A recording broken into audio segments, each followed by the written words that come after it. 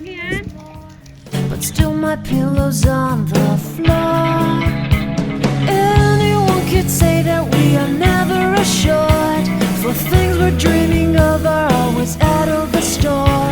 Pages light up. Hi everyone, good morning. Welcome to Mommy Eagle and Topi's Vlog. Toby ay bibili ng Yakult lang. Sisip siya pa. Hoy, mainit eh. Everything will come to an end. It's so complicated to let go. I've come to know Ha, may dala ka? hardest words to understand.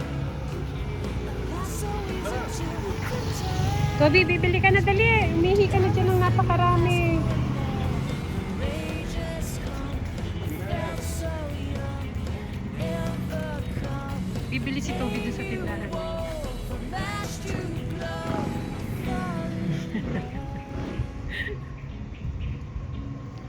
Toby! every day I try to find things in a new set, but late at night I look for those I will never get.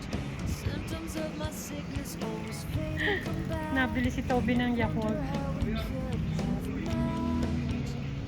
Everyone is telling me it's late to complain, 'cause now the games are over. I'm just ready Yan. to pain.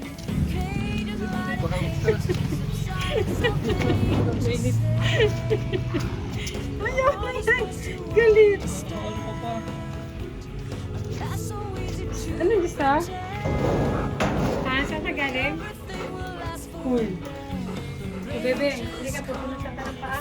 so young and never come.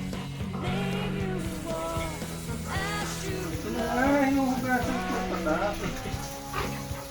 distance. We've got distance to blame. Isang Yakult lang ang bili mo, parang piyesta ka na eh. Distances can put on Toby,